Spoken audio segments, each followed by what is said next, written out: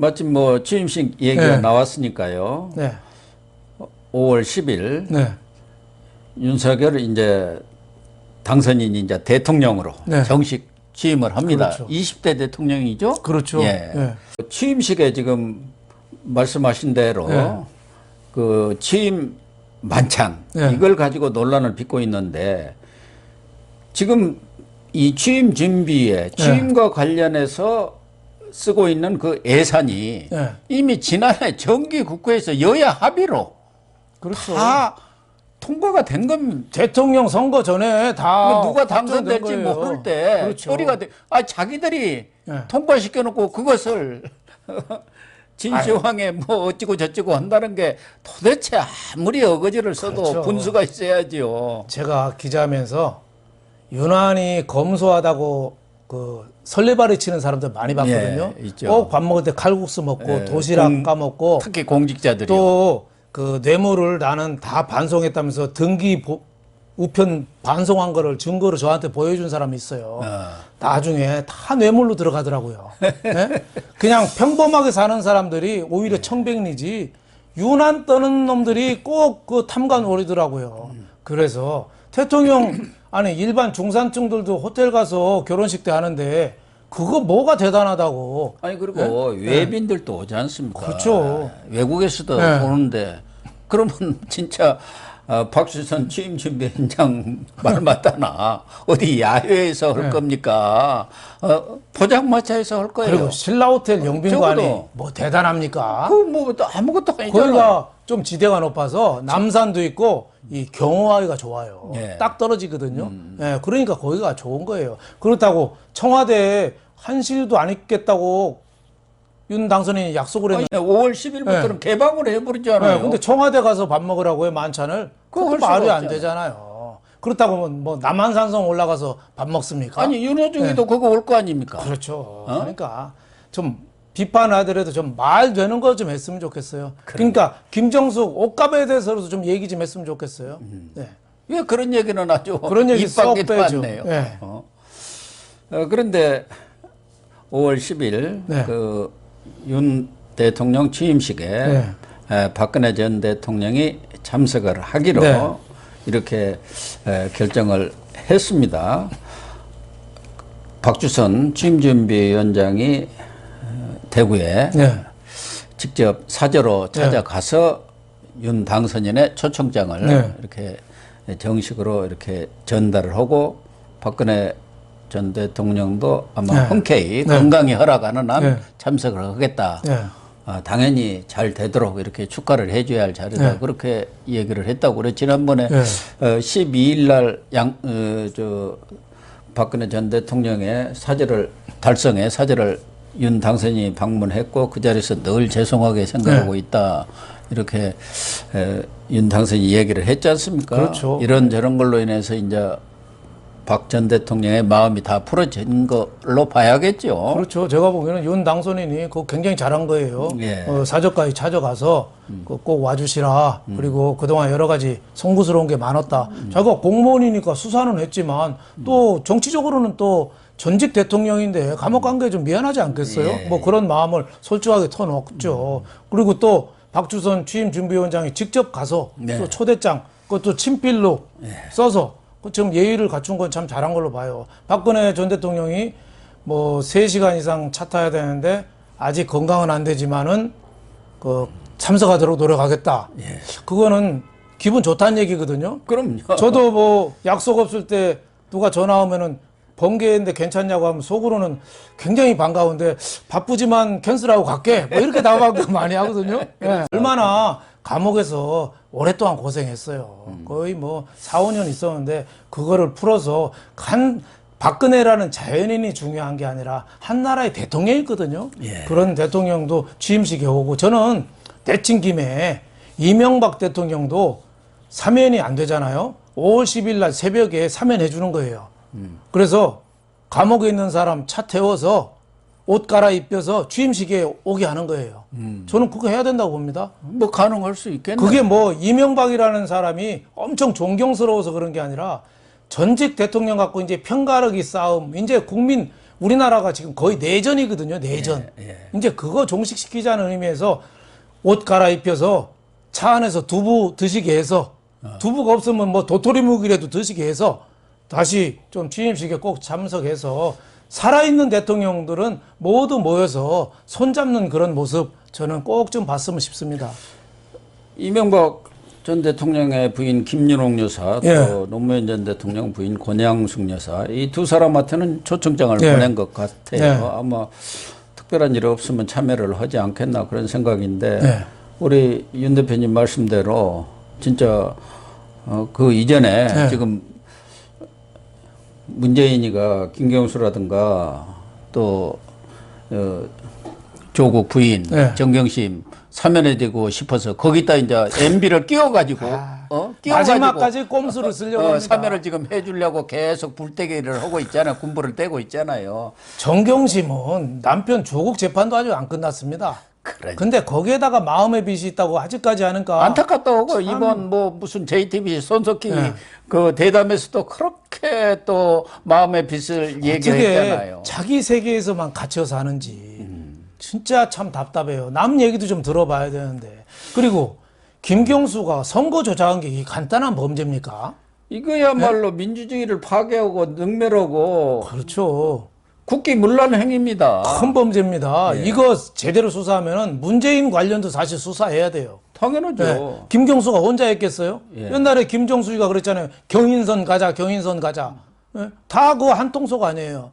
그런데 또 사면을 시켜준다고요? 그건 말이 안 되죠. 전직 대통령은 저는 국가적인 체면이 있거든요. 그러니까 해줘야 된다고 봐요. 저는 과거 등소평이 그랬잖아요. 모태동 문화대혁명 때문에 수많은 사람들이 죽고 나라가 나락에 빠져도 07 과삼 잘한 거 70% 못한 거 30%. 이명박 박근혜도 잘한 것도 많고 못한 것도 많지만 이제 역사 속으로 넘기고 이제 손잡자 이거죠. 그런 모습을 저는 취임식에서 꼭 좀 봤으면 합니다. 사실 MB는 이제 무슨 사면에 목맬 이유도 없어요. 그렇죠. 아니 이제 다 지났고 네.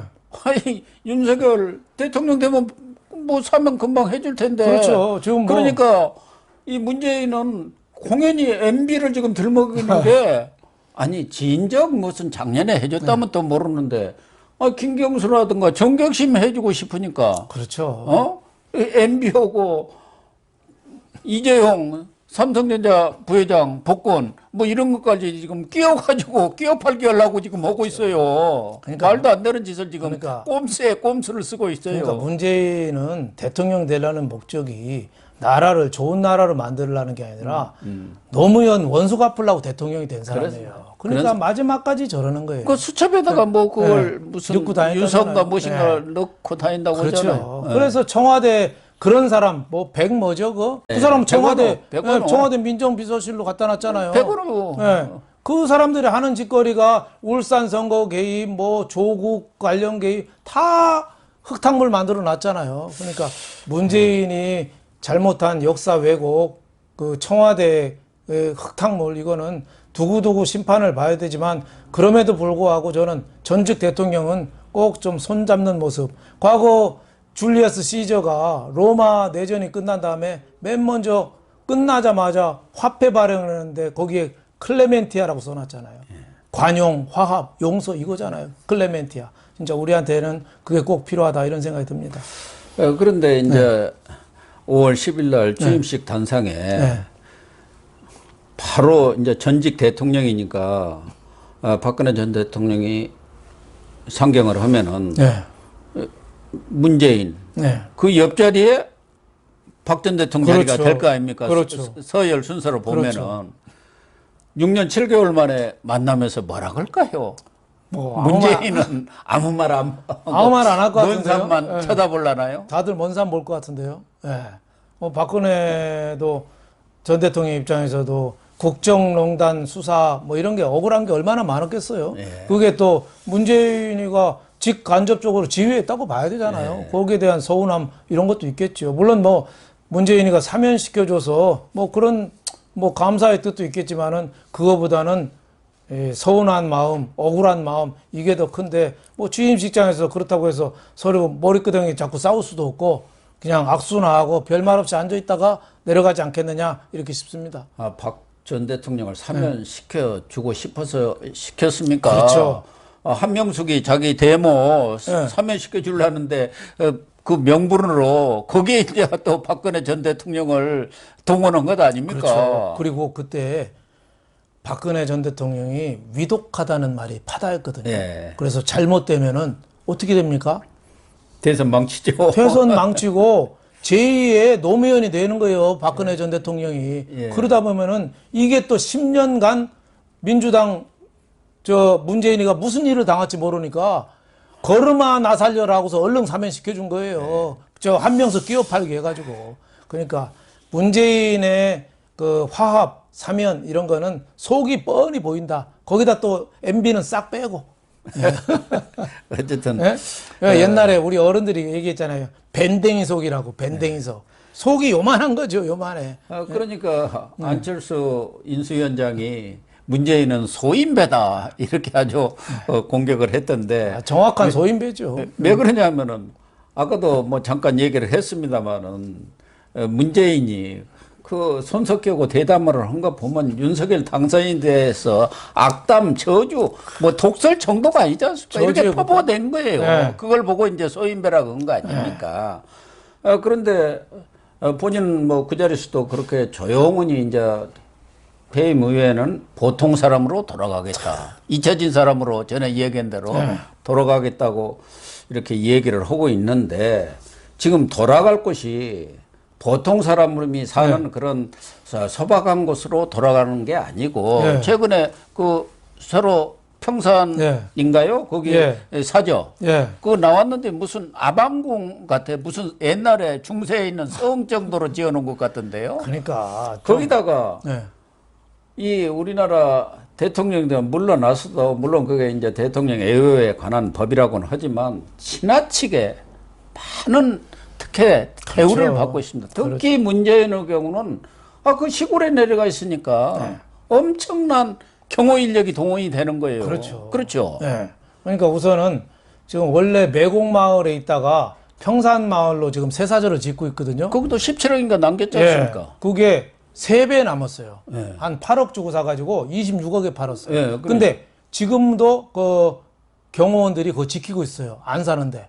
왜냐하면 잔금 등기 이전이 아직 안 됐어요. 이거를 3배나 주고 사는데 이게 그쪽 시세가 26억이 택도 없다는 거예요. 그러니까 누가 또 이게 사후 뇌물 아니에요? 사후 뭐 뇌물이 하나 봐주고 나중에 그렇죠. 이제 그렇게 아직도 안 비싸게 밝혀졌어요. 그러니까 뭔가 좀 이상하고 또 평산마을에 새 사저를 짓는데 이게 795평. 뭐하러 이렇게 큰 집 집니까? 거기도 또 아니, 거기서 도로도 다 용도 변경하고 다 해서 그렇게 지은 거예요. 농사 짓는다고 그 무슨 영농계획서도 냈잖아요. 농사를 누가 졌어요? 김정숙이가 주말마다 내려가서 뭐 매실도 가꾸고 팥도 가꾸고 그랬다는 거 아닙니까? 사람이 진짜 염치가 없죠.